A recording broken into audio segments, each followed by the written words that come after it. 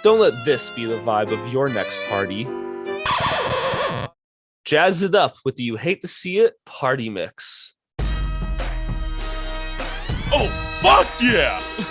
This music is what the third graders call sussy baka. Just search for the You Hate to See It party mix playlist on Spotify for the best party entertainment money can't buy. Hey, this music's bussin'.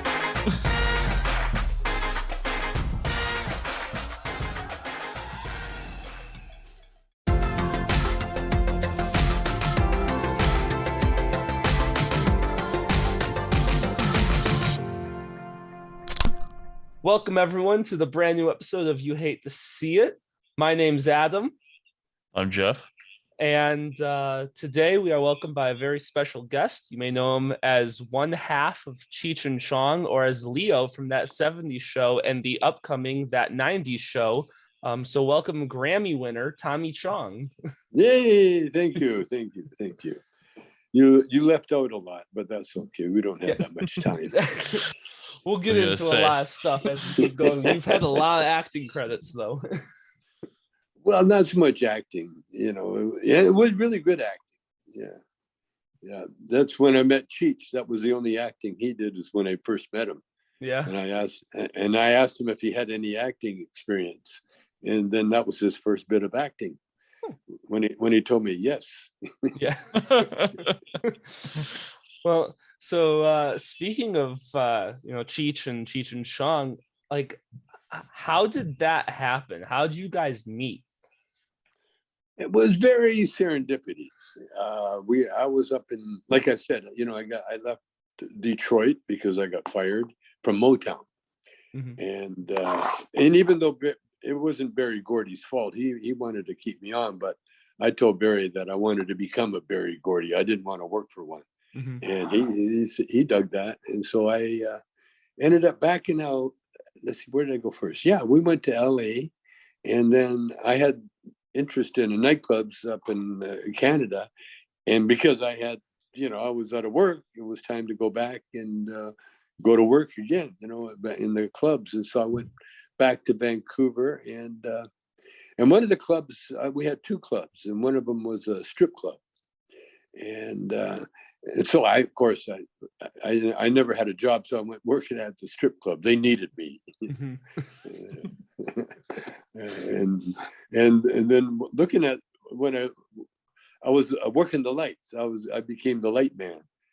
And watching the show, I realized that the girls look so beautiful when they come in from the street, mm-hmm. And then they put on all their stripper garb and they look like strippers, So I had this idea of doing an improvisational comedy club with the strippers still stripping, but coming in their street clothes first. Mm-hmm. And at which they did. And it was artistically, it was a huge success. Huge success artistically. Unfortunately, we lost the 20 bikers that would keep the place floating in cash.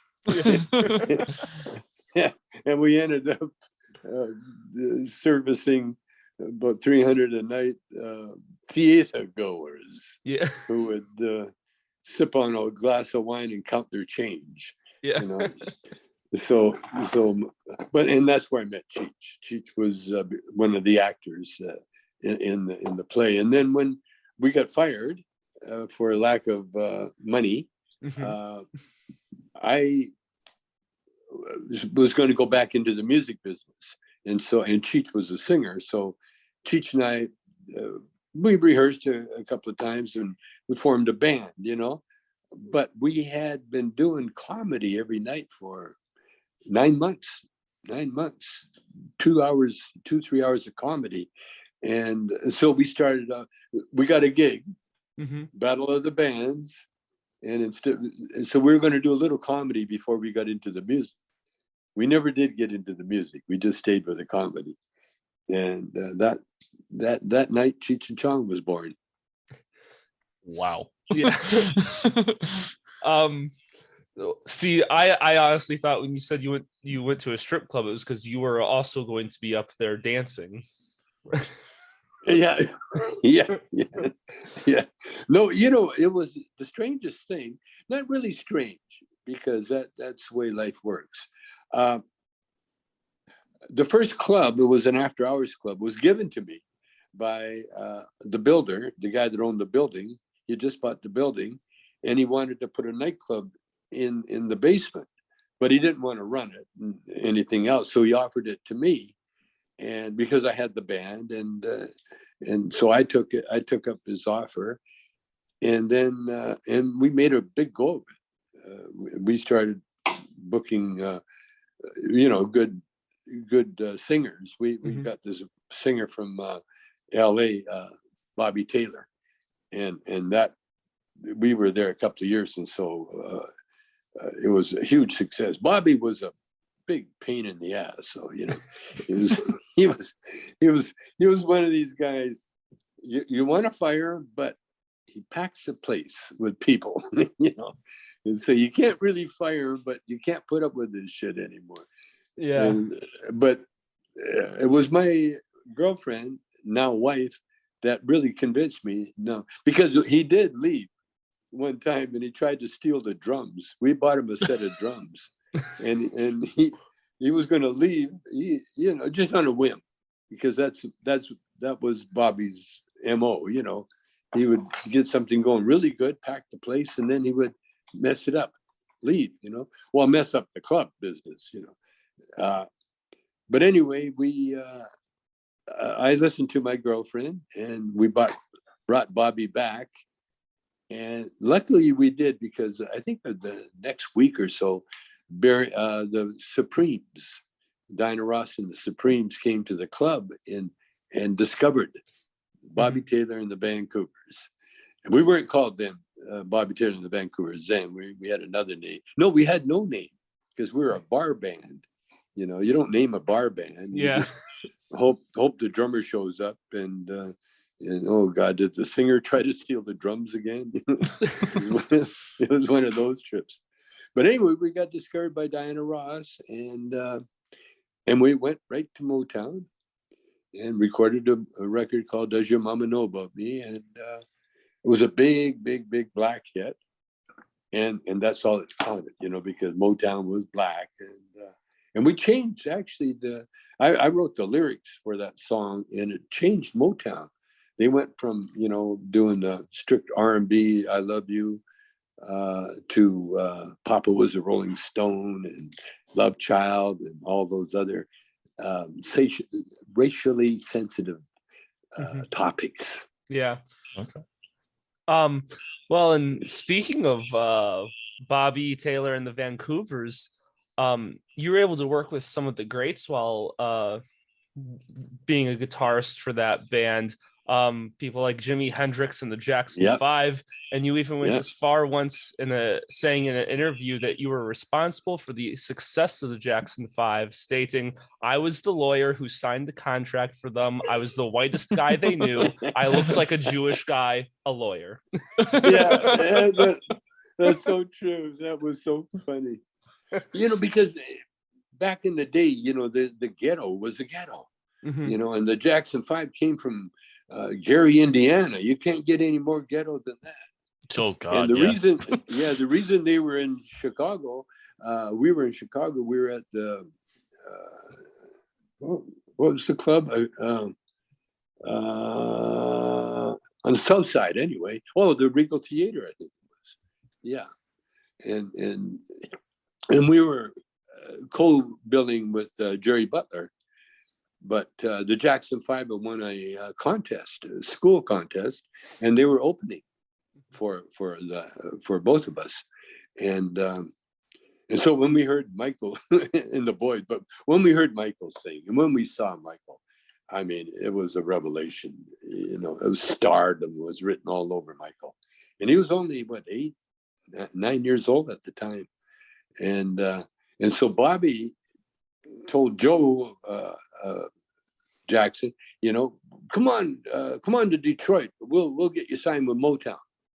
And so the whole family, the boys anyway, packed up and came, and they lived with Bobby in Detroit.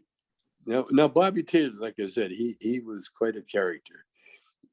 Back in the day, you could get wild animals. There was no law against it.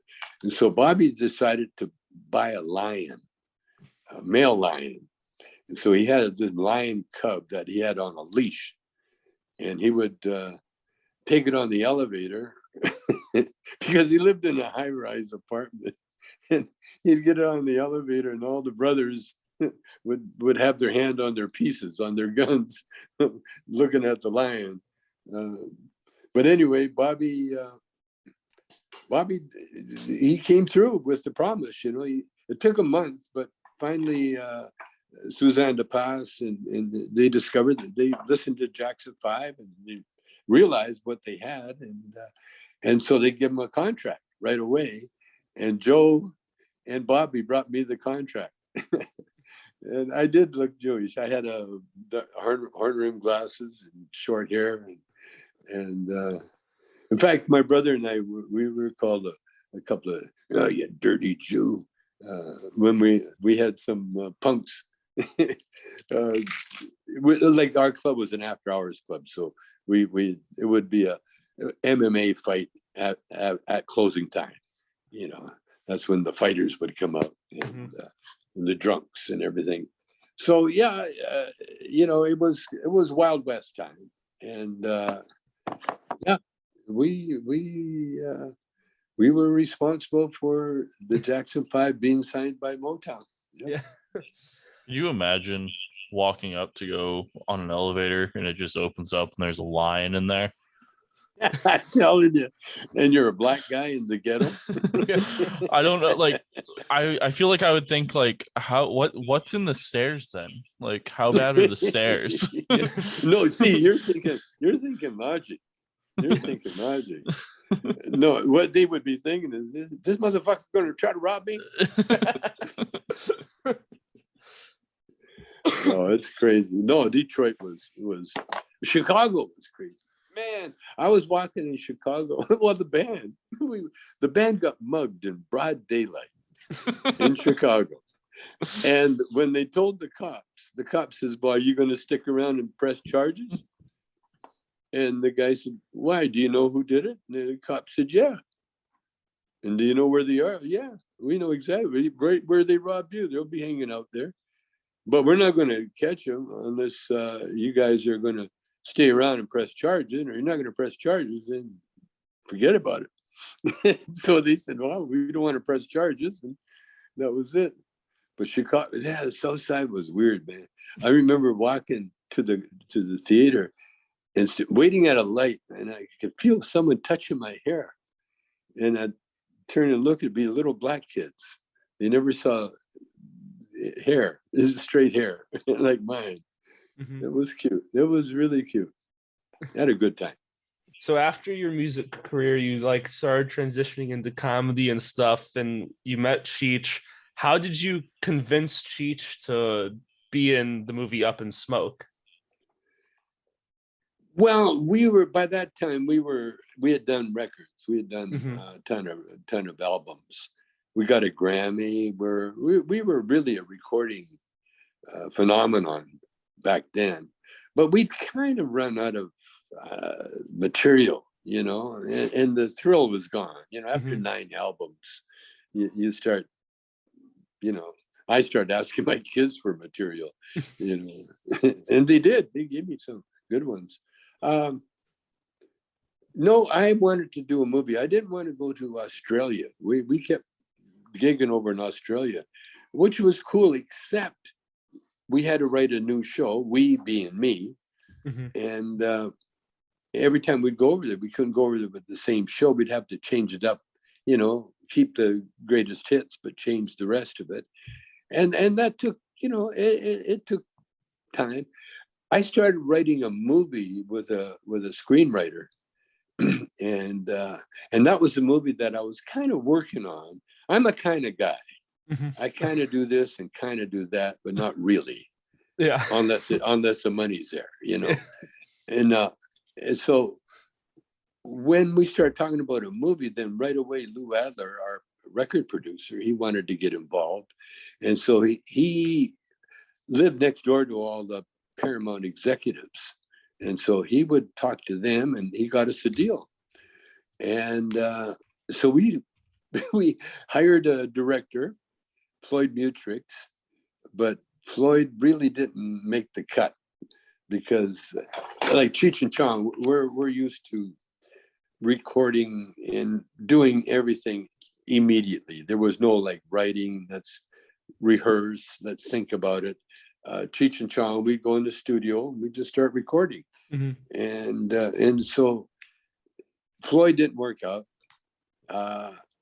And so then Lou said, well, why don't he direct and really just take my direction, you know? At least that's what I assumed, because that's what happened, you know, until the movie was finished, and then all of a sudden Lou decided that he was a director, and he put in his own ending, which was really a stroke of genius. That Up in Smoke was very serendipity, if you know what I mean. Mhm. My whole life has been very serendipity, that there's been moves, like playing with Hendrix and the Jackson Five and that. I've always been next to really famous, influential people, like Muhammad Ali, for instance. And so when we started doing the movie, everything was fine if Lou just listened to me. And he was a great, moving cameras around and being on the other side of the camera, while Cheech and I did our thing. It was perfect. And I thought we would have a thing forever. I thought that was going to last forever, but I didn't know the movie business, and so anyway, Lou took over, tried to shoot. Well, he did. He shot an ending. Because we're at the end of the budget and end of the movie, basically. And so how were we going to wrap it up? Well, the truth is that I saw that we would never wrap it up. It would be the ventures of, Mhm. just like all the other comedians, like Martin and Lewis, and all the other great comedy teams. They just kept going till one of them died, basically. And so, but Lou, his ending was pretty bad, and they showed it. They showed it to Paramount. They showed it to everybody, and it was really sad, because what it was like is like you're doing a joke, Mhm. and just when you come to the punchline, you let someone else that don't know the joke do the punchline. Yeah. And it becomes a different joke, and it's not funny. Yeah. That's what happened. Now, Cheech has a different recollection, because Cheech is very pragmatic. He wants to please everybody, and he doesn't like enemies, and so Cheech and I disagreed on what happened. In fact, I wrote a book one time, the I Chong, and Cheech years later wrote his own book, disputing everything that I put in my book. that was kind of funny. But yeah, and that's really where we're at now with Cheech, because he for whatever reason, I don't know, he just got tired of playing that character that we created, that Pedro Mhm. and Man. And so we fell out with Lou. I did, for sure, and we split. We cut ties with Lou because of that ending, Mhm. basically. Yeah, I reshot the ending, and it was screened, and it's the ending that's in the movie, and it's been many years and many bucks. Now, we got screwed out of a lot of income Mhm. from that, because of that, because Lou is a businessman, so he protected himself pretty well. I got sued. He took me to court, not him, but his accountant, who he also screwed, took me to court for a loan, so-called loan. And anyway, we ended up. I won the case, and we parted ways, and that's where we are now. And then eventually, it took a while, but we got. We had Up in Smoke, but we had no job. We had quit touring because of the movie, and so we had no money coming in. And we never had another movie to start right away, So Cheech and I were in pretty rough shape for a while. Then we pulled it together, and we met a beautiful hustler from New York. Now, if you're going to mess with gangsters, get a real one. That's my motto. Get a real one. And even though he wasn't technically a gangster, he ran with the boys. He was that guy in Goodfellas, that always wanted to get paid. Come on, you going to pay me? Howard was kind of that guy, but he always kept himself clean. He was always on the verge of big money, but he tried to put he loved Hollywood. He wanted to get into Hollywood, and he tried to put what do you call it? Advertising thing together, doing doing ads and that with film. But anyway, he got turned on to us, and he took our case. He said, "Okay, first thing you do, boys, get your own lawyer." A real lawyer. And so we got a real lawyer. Cheech is still with the lawyer that we got. That's been 50 some odd years now. So we got a lawyer. We got free from Lou. Then we started getting. Then Howard went out and got us a 3-picture deal. One with Universal and 2 with Columbia, and that started our career. And then we got offered the Corsican Brothers, and we got offered a couple more. But by then Cheech had left, and he went he did his own Born in East LA movie, and that was sort of like the end of our movie career as per se, as those guys. And for some reason, Cheech still, he got back together. We got back together, but not really. He would never go back being Pedro. Now, it could be what do they do now? What do they call it now? The race thing. No, the race. If you're a racist, what you could do back in the day, you can't do now, apparently. Oh, okay. Yeah. We couldn't do it. We couldn't do that character that Cheech did, the great character, the great Pedro character. And so that's basically where we're at now, Yeah, I saw that in my research. I saw that you guys have like one comedy show booked for like 2023, like January of 2023, and then I saw that in 2014 it was announced that you guys were working on a new Cheech and Chong movie. But is that happening at all, or? Well, we tried in 14. Yeah, we tried again. I can't really work with anybody. Yeah. To tell you the truth, I can't do someone else's. I could do Leo in the 70s show because it was written for me, and it's like I wrote it, the character.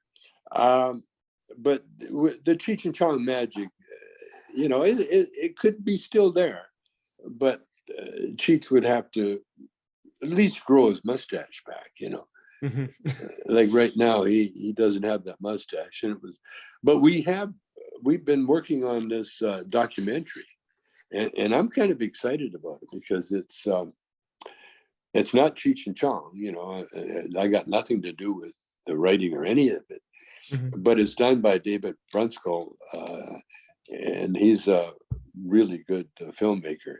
Did Sling Blade and a few others. And he's working with my daughter, Robbie. And so we've been working on this documentary for about 4 or 5 years now. and it had to get slowed down for the pandemic and all that other stuff. Mhm. But it's coming along good. I'm really happy with it. I think I'm the only one in the family that is happy with it. My wife, my kids, Cheech, they're not very happy. But I'm the guy that that wrote that stuff, wrote Mhm. everything, and directed the movies. I have a hard time when I was with Howard. Howard used to tell me, he says, it's hard to blow your own horn. And so Howard used to tell me, you build me up, I'll build you up, and that's what we did. And when we did next movie, Nice Dreams, Things Are Tough All Over, that was because of Howard. Howard standing behind, cheerleading me on. Uh, yeah. For some reason, now I'm guessing that Cheech and the Chicanos really wanted to take the Chicano image away from the lowrider Mhm. and make it more like lawyers, doctors, the Jimmy Spitz model, Yeah. and that's why Cheech ended up doing Nash Bridges with Don Johnson, because he became a cop like his dad. His dad was a cop. I got offered that job, but there's no way, Chong's going to be a cop. Unless it's for a joke, like. Well, yeah, unless I'm that rogue cop, Yeah. But even no, I couldn't even do the rogue cop, man. I couldn't even come in. There's when I was a kid, I had a choice of, going to jail or joining the Navy. Mhm. And I didn't go to jail, but I didn't join the Navy. I had the papers. I had the paperwork, and it's like 7 years. And and I looked at that and I said, nah, because I was in Army Cadets, and Mhm. I enjoyed marching. That's how I learned how to dance, because of the marching thing. And dancing and marching is so closely related, because you got to know you got to tell your feet what to do, and your feet have to listen. Mhm. And no, I liked the Army Cadets, but the straight world really, I made a choice. Like my brother was a jock, and he was older than me, and his fraternity blackballed me. They wouldn't have me in their fraternity, and even though my brother was in it, they did not want me in there, because I was known too much as like a hood. I hung with the bad guys. Mhm. Yeah. And so, yeah, and that's been my life the whole time. Cheech, on the other hand, he always was the good guy. He was an altar boy for a while. Um, he would go to his cousin was very well educated, and he insisted that Cheech and all his siblings, would be going to the museums and learning and reading books, reading all that. So Cheech is very academic, and he's very smart. He was a champion on Celebrity, Jeopardy. Yeah, Cheech won. He beat Anderson Cooper. Yeah, it was funny. Yeah. Well, so you brought up Leo, and so that how that role was written for you. Yeah. So like, how did that happen? Like, did they just call you up and say, "Hey, we've wrote you a role on this Yeah, popular show"? basically. Yeah, basically, they did the research. They found out that I wasn't really doing anything with Cheech, Mhm. you know, and it was the same time that the Don Johnson's company called me, and they offered me, but it was an offer. It wasn't like, hey, we really want you. It was more like, we got Cheech, let's see if we can get Chong, Yeah. and but it never happened. I stayed with the '70s show, and Cheech stayed with Nash Bridges, and I learned to really like the show. I really enjoyed it. It was strange at first, not being the creator, Mhm. but then it became very easy I became a worker. And I didn't have to stay up nights, right? Yeah. All I had to do was learn lines, and they made it so simple for me that the lines almost spoke for themselves. I never had to ad lib anything. I ad libbed one line. It was 2 inches. I added 2 inches to the script. That was the only time. That was the only time I did that. Because when you do a sitcom, you're surrounded by an army of writers, producers. Mhm. Literally, you're surrounded by them, and everyone has a job, and they're all in a creative, but yet um, this where they're almost spoiling the actors with compliments. You know, trying to keep because actors are like kittens, it's hard to herd kittens. Actors are the same way. Yeah. You tell an actor something, they right away they think, isn't there a better way to do this? Do I have to get up that early? That kind of thing. Yeah. But I really appreciate it, everything about it. But that's the way I've been all my life. I look at everything as an adventure, but not as a means to the end. Yeah. My favorite scene of you as Leo has to be, so it's after you were gone from the show for 2 seasons, Oh yeah, and yeah. and you come and literally, because so I watched the whole show on Netflix and I didn't know why you were gone for 2 seasons at the time and stuff. I was just watching it all on Netflix, binge watching it, and I come up and I had been thinking God, why did they get rid of Leo? And I wasn't I just wasn't Googling it because I was lazy. And then all of a sudden, one episode, you just come crawling out of the woods on the side of a highway, and Danny Masterton's like, Leo, where you been? It's been 2 years. And he's like, you're like, what? Oblivious to the fact that you've been gone. It was the funniest thing. That was the beauty of that character. Yeah. He was such a mystery. Yeah. That and the writers, they're a genius with that. The writers, because you never knew what Leo was. He was a vet. Yeah. And Red was, surprised. Yeah, that Leo was a vet. Whatever it is, Leo had done it. But now he's he's that hippie. Yeah, it's going to be the 90s show. We already did one episode, and what's really clever, those writers are clever. They're using the grandkids Mm-hmm. of their older kids as the new marijuana circle and all that. Yeah. I haven't seen any of their stuff. I just was aware of my bit with Kitty, and it was so funny because when I joined the show, the only person that really gave me that shouldn't be here vibe was Kitty. she's so sweet, that she thought that I really was a dirty hippie, Yeah. And then at the end of the show, when we finally wrapped, and that was after I went to jail and everything, Kitty came back, and oh man, it was one of the sweetest moments at the last show we did together. Mm-hmm. Kitty, instead of calling me Leo, she called me Tommy on the show. Mm-hmm. And it was like, wow, they might have left it in there. I didn't see the finished product, but yeah, Kitty and I really became tight. And then when we did the 90s show, so they worked Kitty and I together in the new 90s show. And like I said, I haven't seen the kids. I met them all. Yeah. Met the new cast. But yeah, that was a very. You know what I learned?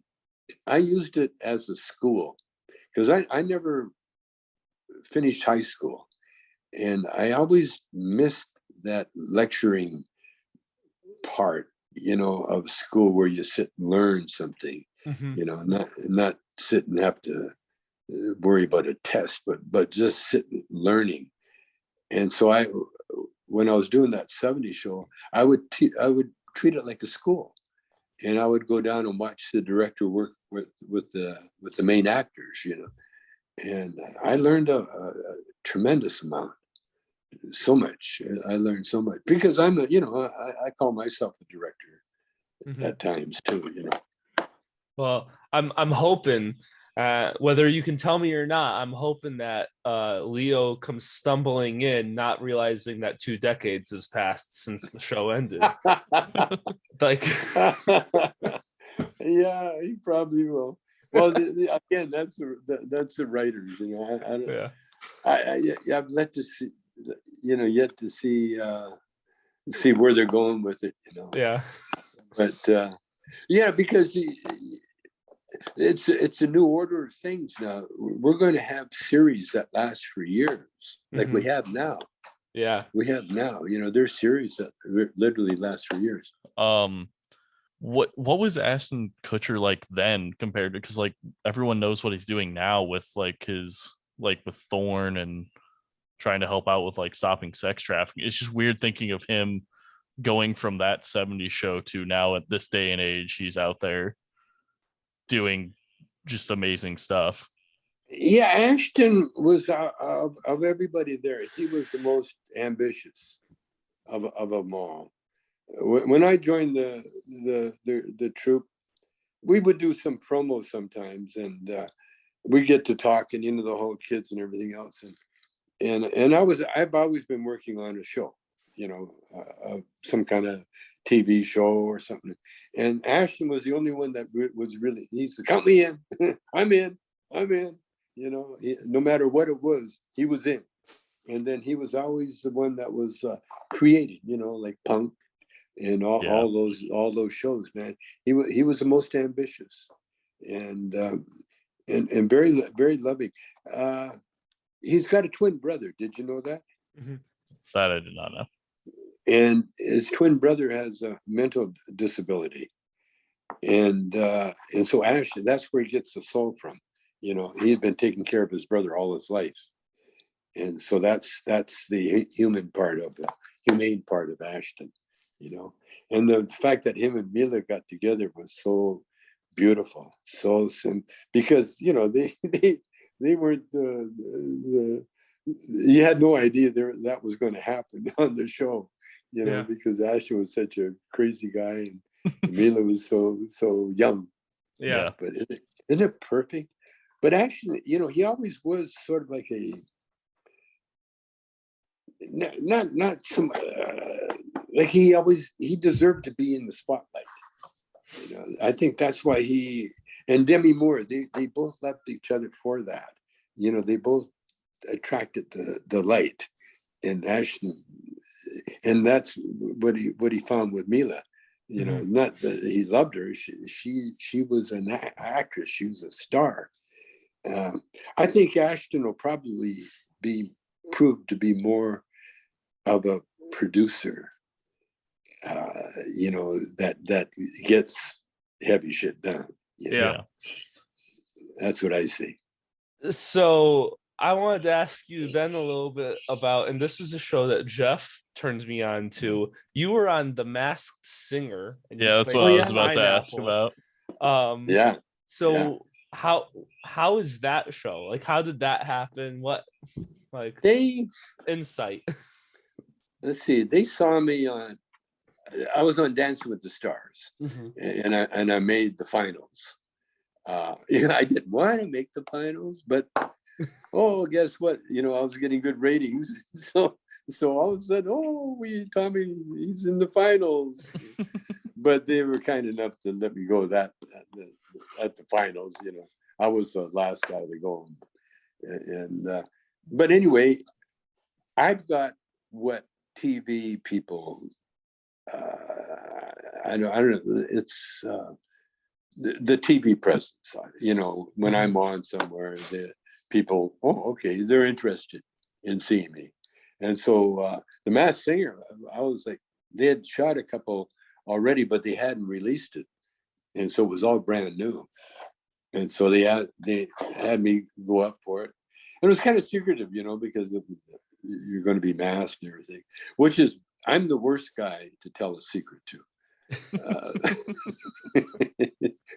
Because I was born a spoiler, I guess, yeah. And anyway,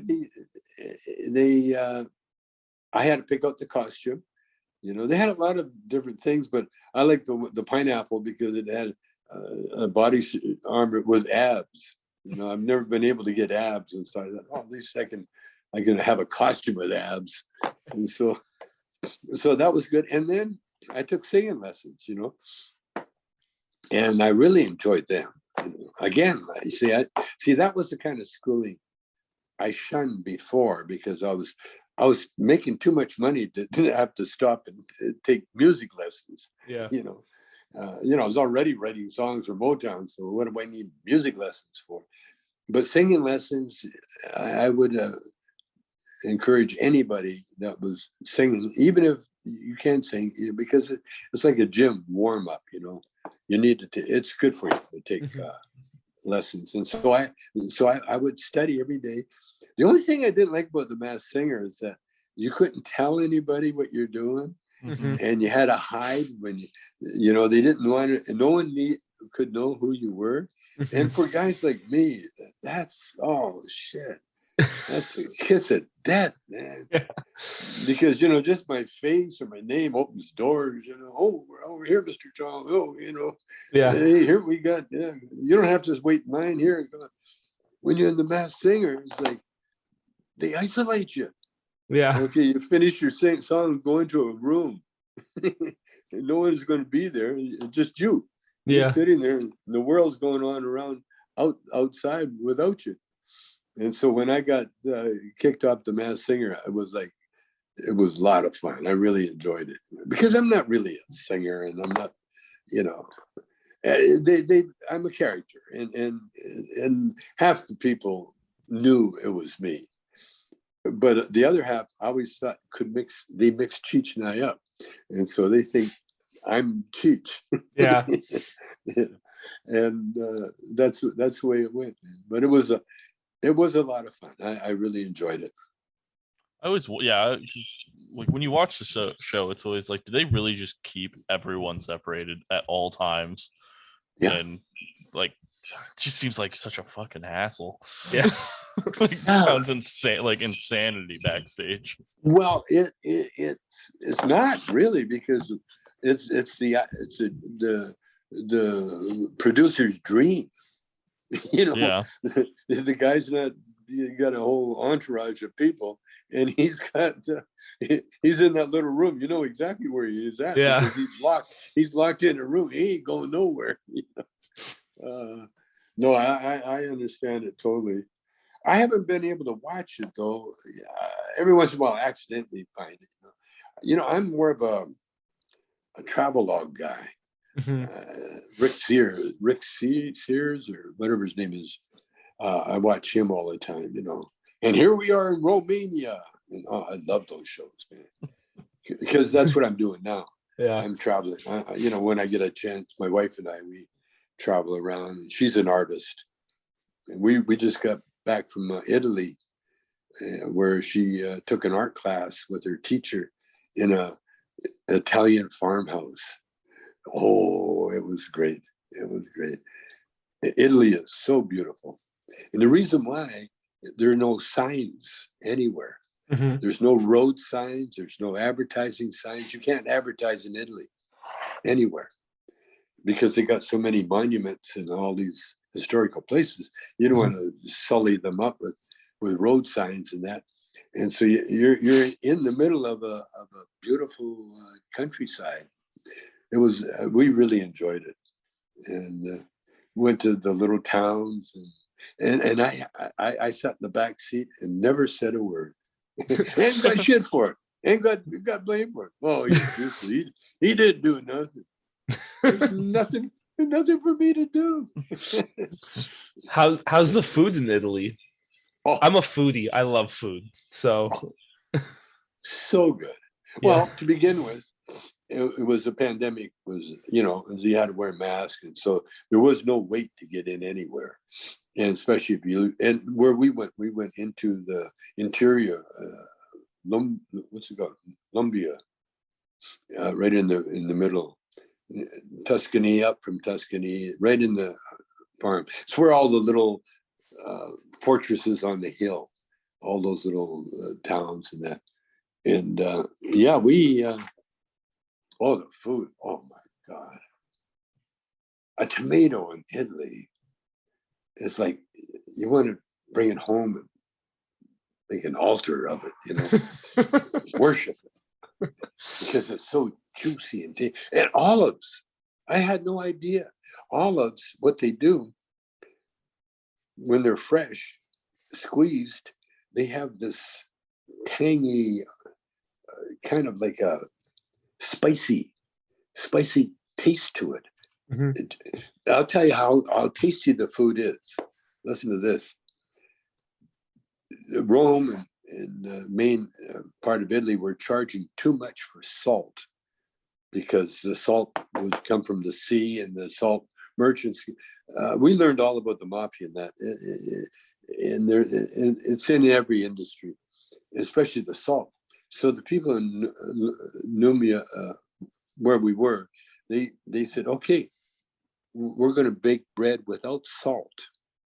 And so all the bread in that part of the region has no salt. But here's the clicker. When you sop up whatever you sop up, there's no salt to interfere with the taste of that stuff. And so you got like a sponge sopping up all the great sauces and the juices oh, you talk about heaven. Yeah. And you don't stuff yourself.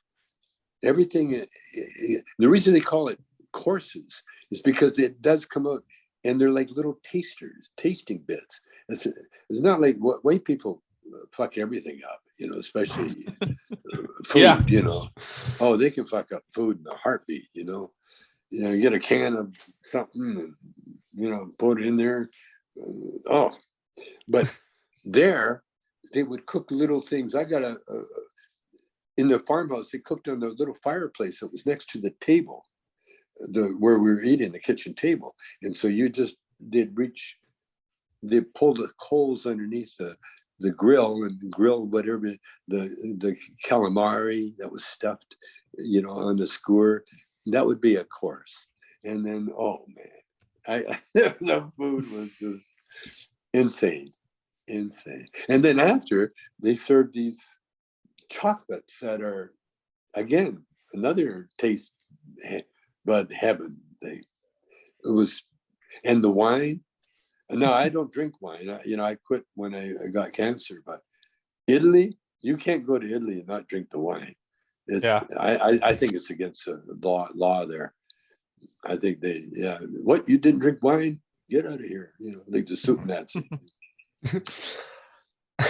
So have you ever had like real Chinese food? I know your dad is Chinese, so like did you ever get good Chinese food growing up, or travel to China or something? Not growing up. We grew up like peasants, And my dad, the reason he married a white woman, he wasn't that thrilled with the Chinese. He liked the American cooking. My dad, we had the best breakfasts, the sausages and eggs and pancakes and potatoes, everything fried, Yeah, that was good, But the Chinese food, I never liked the Chinese food at home, because my mother would end up cooking it. She's not a Chinese, Yeah. So as I got older, I ended up with a Chinese girlfriend. Well, then she taught me all the secrets, And the Italians got their cooking skills from China. That's how good the Chinese food are. Yeah. Listen, we got a ritual that the Chong family do every Christmas Eve. We wouldn't eat at home. We'd go to a Chinese restaurant. And now my wife's not a big Chinese food eater either, She had something about MSG or some shit like that. But uh, but Christmas Eve, it's a Jewish tradition too, because the Chinese restaurants are the only restaurants that are open Christmas Eve. Mm-hmm. And so everybody has that tradition. So my son, who's also a foodie, and he's also a chef. My son he learned how to become a sushi chef. Like he can do sashimi like Japanese. He learned. Mm-hmm. He cooked it for about a year. So he got on the online and found the Chinese restaurant. Now check this out. They got one dish that cost, say, $900 for the dish, Mm-hmm. almost 1,000. It would be 1,000, except it sounds too big. The number 900 for some reason it doesn't bad. It's a dish, Alaskan crab from Alaska, and what they do, they take it all up. And first of all, they show you the crab is as big as the table, huge legs, huge everything, and then they take it back and they cook it up, and they have like 6 different dishes. They cook it with fried rice. You can have just the lobster legs by itself. So delicious that even my wife had seconds. She says, "Oh, I gotta have some more of that." Even her, she usually missed. Oh, it's got MSG, salt. She had to say, "Oh my God," we all did. But she's also the financier of the family, and so I was telling my friend who's an investor in our company, Mm-hmm. and who I was in jail with, about the crab, and he's, "Well, let's go have some." I couldn't say no. I'm trying to get to invest in our company. Yeah. What am I going to say? No, it's $1,000, So him and I went there, and $1,000 crab. Is it But $1,000 then- per person or for the table? No, for the table. Okay. And then we had so many leftovers, so everybody ate at home too, And I got another friend that wants to go there. It's called Crystal Gardens on La Cienega. Whoa!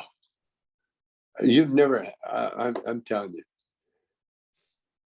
To me, it just changed the whole Chinese food. Although in Calgary, thanks to my Chinese girlfriend, I learned how to order.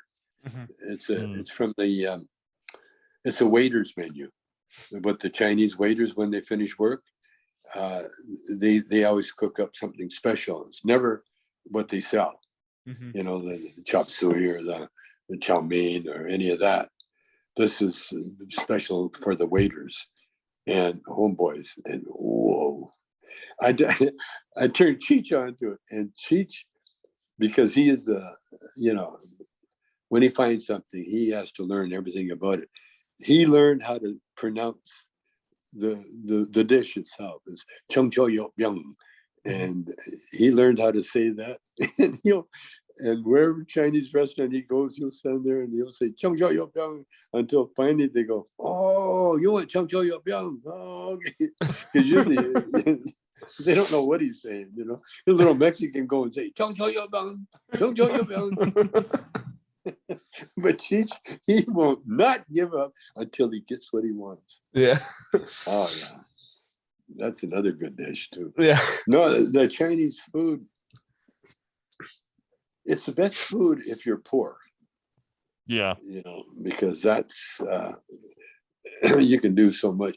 For instance, I never had a steak Mm-hmm. by myself until I was almost 30, because if we had any money, we'd go to Chinatown. Mm-hmm. And you don't order steak in Chinatown. You share a steak in Chinatown. Yeah. They cut it up real fine.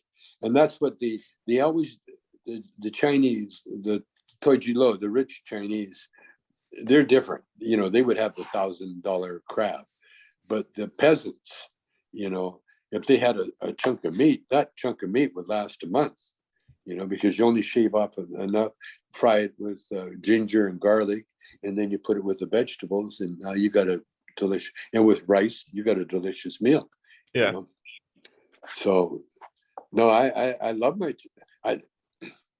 I'm so into my Chinese roots that we did a DNA and found out that I've got Native American in me, 8%, which meant my mom was 20 some odd percent and her mom was 50%. So my grandmother was half Native.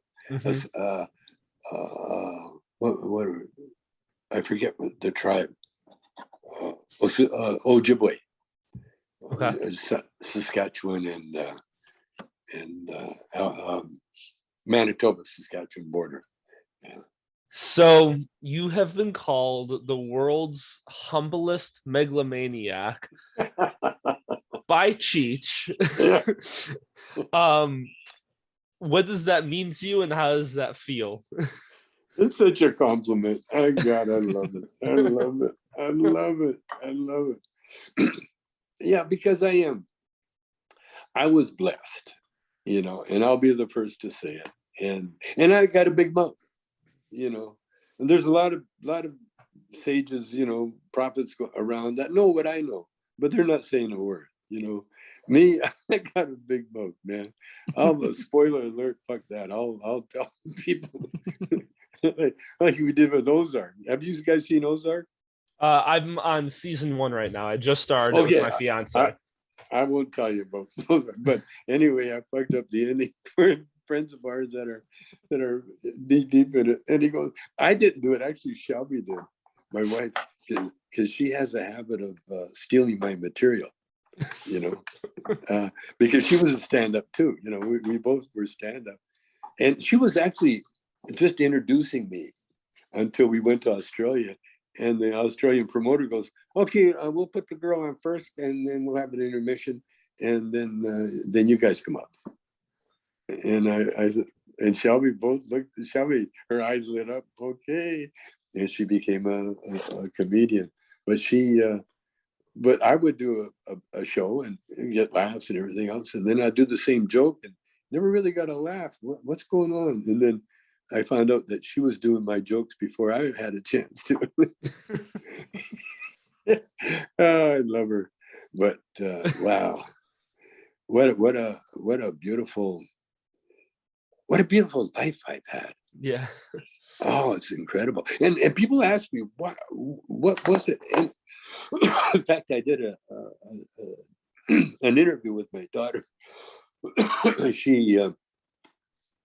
She asked me, actually the whole, she's doing a documentary on herself about her ballet dancing, and of course I got off on a tangent, as I do. And they asked me about the special things that come to me, and I have reached that point where it's channeled. Now the weed helps. The weed will make me chatty, and then the cottonmouth will shut me up. Yeah.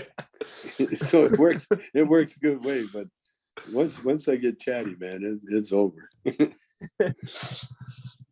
And my last question that I have for you is, out of all of the different roles and like events and music and like all your whole life of things that you've done, what is the one thing that's not extremely popular or in the zeitgeist of what everyone knows you for, that you wish more people would watch or listen to, that you are really proud of, that no one ever talks to you about?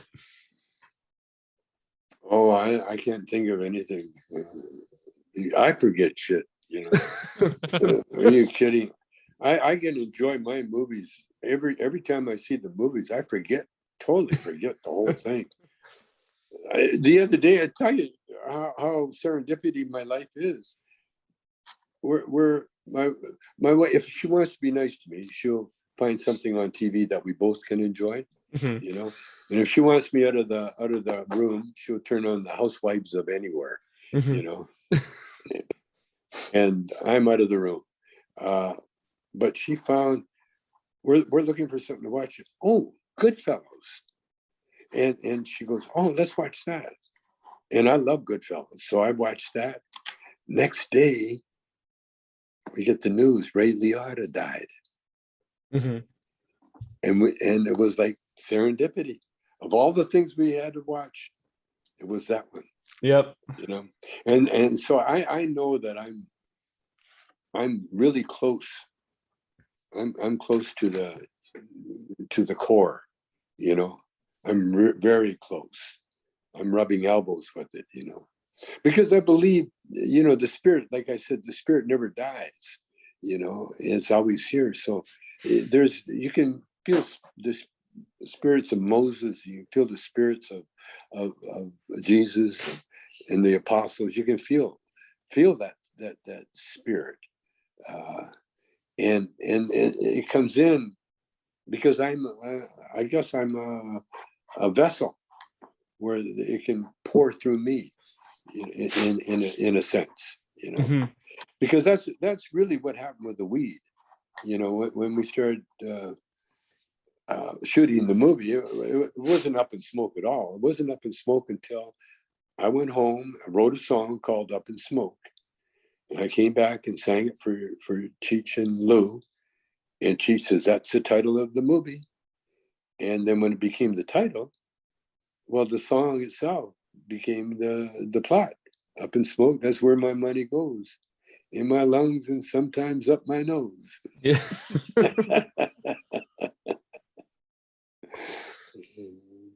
Oh, love it. Jeff, do you got anything for Tommy? Yeah, I mean, I just wanted to ask him about the Masked Singer, and I got to do that. So I didn't think that was something that we were going to get to, actually. Of all the things you've done, and Jeff only cares about the show that you were on for one episode.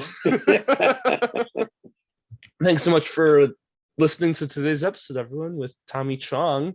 Thanks for coming out, Tommy. Like, it's been a pleasure. You're one of my heroes from growing up, so I was really excited to be able to talk to you. Okay, are we recording this? Yes. Yep. Oh, good. That's a good way to do it. Yeah. That's a good way. That's a good way to have a show. Record it. You know. Yeah. Make sure you got it. Okay. Well, if you need me again, give me a call. I will. Thank you so much for coming on the show. Yeah, It was a thanks. pleasure. Have a good day. Oh, yeah. Have a good day, man. Also, you can find us on Patreon.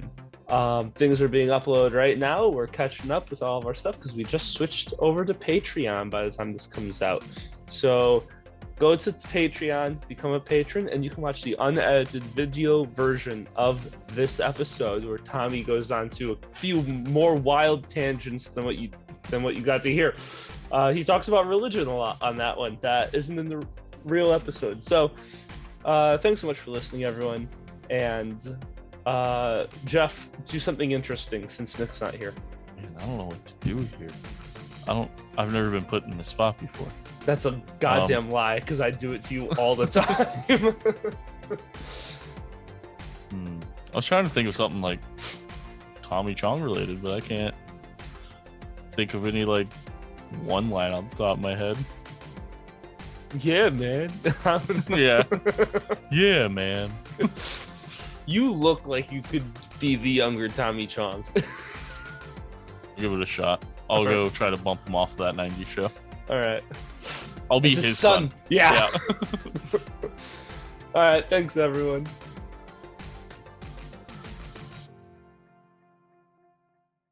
do you have your keys? Car keys? I'll do that. Can I use your car? That's my daughter just came in. Say hi to the guys. Hello. Hi. Hello. Her name is Precious. She's from Toronto. Ooh, she is precious. Yeah, she is. She's very precious. She uses my car like it's hers. Okay, how do I get out of here?